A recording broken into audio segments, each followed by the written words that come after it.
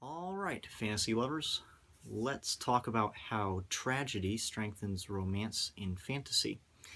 Tragedy grabs our attention more certainly than most any other writing device. This I truly believe. Think of it.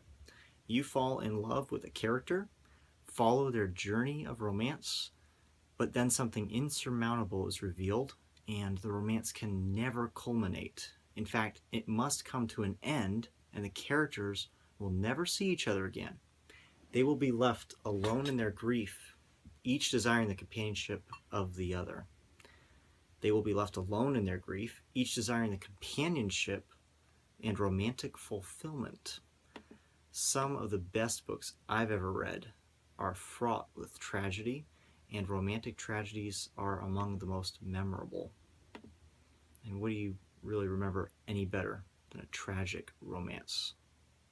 Movies are filled with them, books are filled with them. The good ones, anyway. So you can use tragedy to strengthen romance and fantasy. While most people know Star Wars as a film franchise, most do not know that they have been built on the pages of literally hundreds of books. Some of them are among the best fantasy novels that I have ever read. Following the original movies, A New Hope, The Empire Strikes Back, and Return of the Jedi, a group of writers were handpicked to craft great stories to expand the Star Wars universe. One of these books was called Children of the Jedi. It was written by Barbara Hambly. The story's premise was this: Luke Skywalker, haunted by ominous dreams and guided by a force he cannot identify, journeys to a remote asteroid field. There he discovered the automated dreadnought, the Eye of Palpatine, from the days of all-out war. Taken aboard the ship, Luke is counseled by the spirit of Callista, a Jedi Knight who gave her life to stop the ship once before. Together they must figure out how to stop the ship from destroying a world. The premise doesn't do this book justice. Through the Force, Luke and Callista grow to love each other. Their desires for each other will forever be unfulfilled. Their destinies will separate them irrevocably.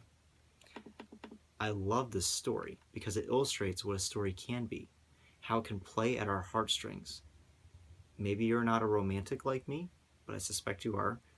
You can appreciate the potency of the emotions that romantic tragedy plays in fantasy fiction. As I read this book, I found myself asking, how would I have remembered the story differently if it had had a happy ending to the romance? It would have changed the mood of the book entirely. In fact, it would have weakened the story. Callista's self-sacrifice makes you love her. Luke's heartbreak makes you resonate with his sorrow, but at the same time admire his steady path as a Jedi Master. Emotional entanglements are left aside when they interfere with the greater good of bringing peace to the galaxy. The impression this story had on me ended up influencing the writing of my fantasy novels.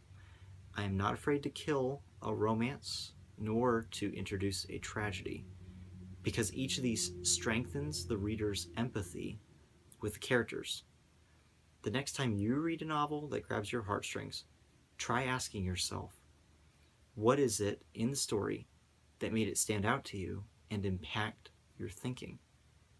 When I was writing Swords of the Six, I developed a character that was Dantress, and I spent a lot of time creating her.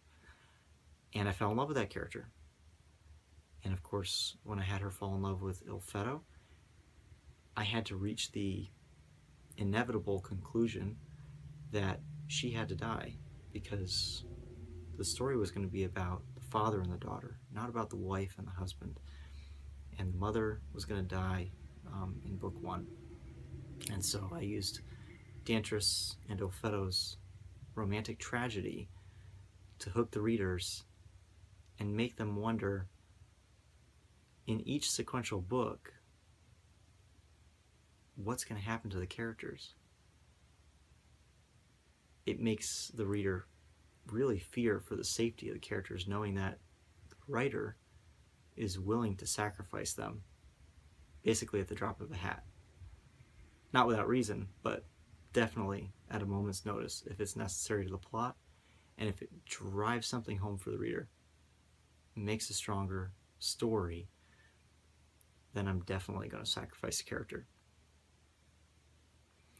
So the question for you is, as a reader and as a writer, do you appreciate a romantic tragedy?